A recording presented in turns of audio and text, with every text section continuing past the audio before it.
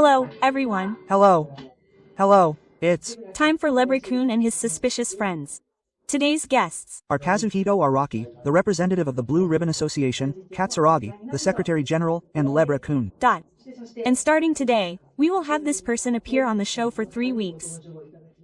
He is Kotaro Miura, a critic and chairman of the Asian Freedom and Democracy Solidarity Council. It's nice to meet you. Yes, it's nice to meet you. Yes, welcome.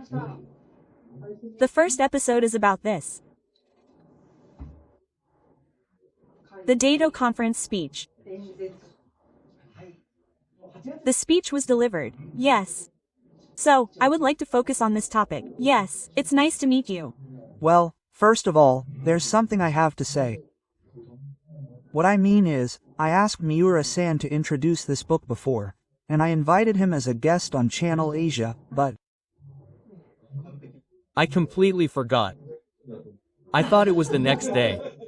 The guest didn't show up. So I had no choice but to introduce the book. I thought, what the heck? But I'm glad I went home. No, I wonder. I think it was pretty good because he said some things that are hard for someone who wrote it to say. Yes. Yes, in that case, I feel like I should watch that too. But today I'd like to hear from the author himself. that program was pretty good. He said some things that are hard for someone who wrote that book to say, so I think it was pretty good. Dot. I have mixed feelings about that, but, needless to say, the Greater East Asia Conference was held during the Toba administration.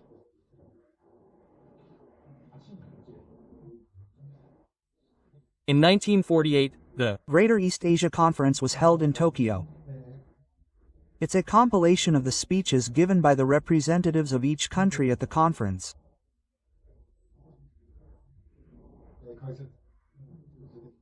And, well, Mr. Miura wrote an explanation for each of them, and, well, it's quite a profound book, and, well, I had the impression that the Greater East Asia Conference was not just a gathering of foreign governments held in the capital of Japan, as I had learned from textbooks, but I felt that there was quite a bit of depth to it. The team that originally decided to do this was, well, the Greater East Asia Conference itself, and, well, as for the conference itself, Mr. Yusuke Fukuda had already done some military work. But, as for the Greater East Asia Conference, several meetings were held while Mr. Hideaki was still alive. And all the speeches given there were published in newspapers and records, and the Japanese government also published them in English, Japanese, and I believe Chinese. But I think they did copy it and distribute it, but I wanted to make it possible to read the speech collection if you ordered it from, for example, Amazon or a bookstore. The best way to judge whether it was a visit or not is to look at what the Asian people said there, and whether it was a gathering of the Blue Guards who truly expressed their gratitude to Japan. The speeches, the words of the Asian people, will tell you whether it was a true gathering of the Blue Guards who truly expressed their gratitude to Japan. And since they were invited to Japan, they were somewhat considerate of Japan. That's true. But when you read them, each of them talked about how they had become independent. They weren't even independent. And, to be honest, it's true that they gained independence thanks to Japan's military support. But to be honest, I thought there would be a lot of content that was pandering to Japan. Honestly. But when I read the materials, everyone was speaking confidently, and each country was speaking about how they were trying to protect their own ethnic group and country. Well, I think that's something that people should actually read now. Yeah, personally, I don't think the Greater East Asia War was a so-called war of Asian liberation. Well, I can't say that for sure, and it wasn't a war of aggression either. Honestly, I think it was a war that Japan chose to fight in order to survive when it was cornered. But even though the people of Asia used that war politically in a sense, they still tried to create their own country, and I can really feel that determination and passion. So in that sense, I thought this was a very interesting book, a collection of speeches, and I really wanted to get these speeches out there. It's the 80th anniversary of the Right War. Well, to be honest, I didn't originally plan this kind of project. What I said was that I wanted to collect the voices of various ethnic groups in Asia, such as Uyghurs and Tibet, and make a book about how they would interpret this conference.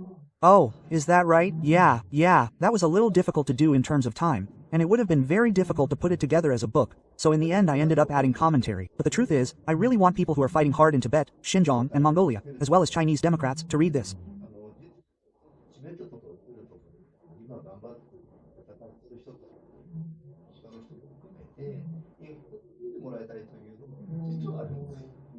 I think it's inevitable that they would have to rely on Japan and the United States to some extent.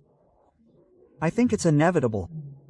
At that time, it was all about how independent they were. Yeah.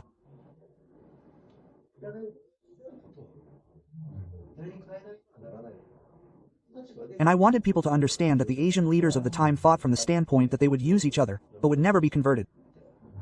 Yeah. That's the book I made. Yes. That's important, isn't it? Yeah, it would never be converted. That's Right.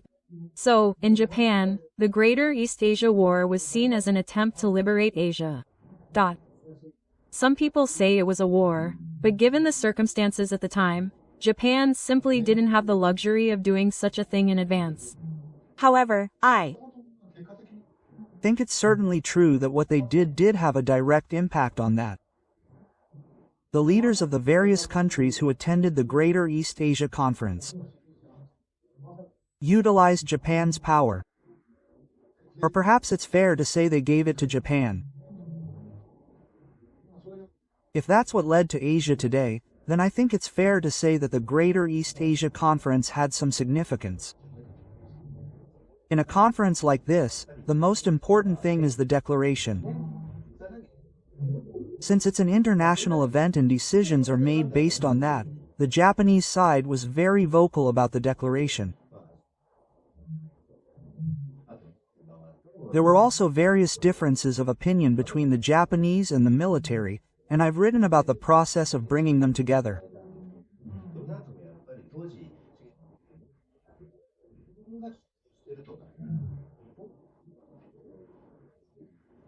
At the time, Shigemitsu was determined that Japan must not be seen as taking the lead or directing them.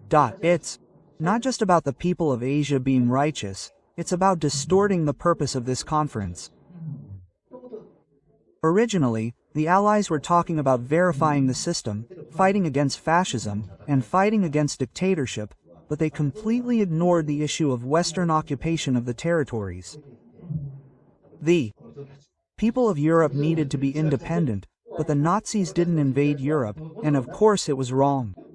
But while self-determination of European peoples was important, there was almost no comment on their own territories. In response, Mist said, "No, that's not what you're talking about, but our values are more unreasonable than yours." At that time, Mist already knew that the war was already in a very bad state. So, if that was the case, we had to work on ideology and diplomacy. There was a strong sense of this at the time, and after reading this book, I realized that today, when I say this, it might sound a little strange. I think it was Emperor Showa who had the best view of the whole thing. Yes. Emperor Showa really supported Shigeru at that time. Yes. He said that they should do things the way Shigeru did. Yes. In other words, he was very strong in saying that they absolutely must not show any side that would lead to their own domination of Asia. Well, finally, I'd like to say that it's not good to relativize things too much, but for example, Napoleon's wars were, no matter how you look at it, invasions. However, as a result, various ethnic groups were awakened and independence movements arose as a result. In other words, wars create various things. It goes without saying that wars are tragic. However, to be honest, at least in the case of the Greater East Asia War, there was an aspect to them that created various things. As Mr. Ueno said, saying that the Japanese military was wonderful and did everything would be a betrayal of the feelings of the people who organized these conferences. At the same time, it is very important that the people of Asia never returned at that time. In fact, especially now, after the war, when we think about the abduction issue and other issues related to Japan's national defense, it is surprisingly questionable whether we have the same level of independence as the Asian independence movement at that time. So, of course, we are independent, but conversely, just because we are independent does not mean we are independent. In that sense, I think there are things we can learn from these Asian heroes.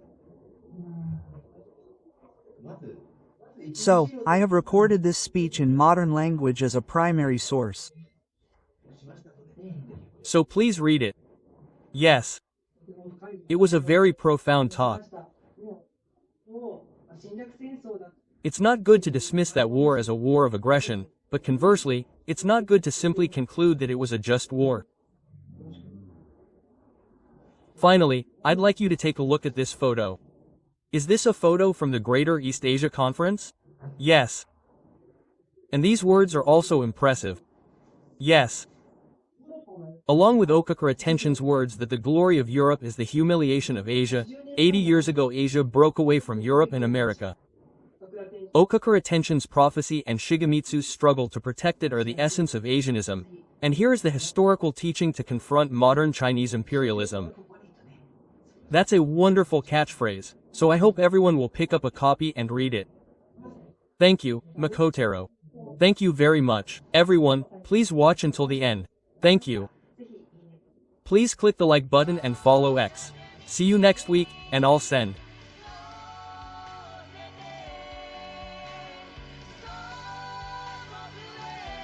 a salty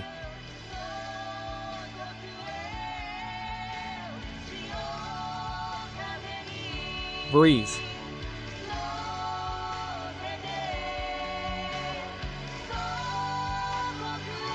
to the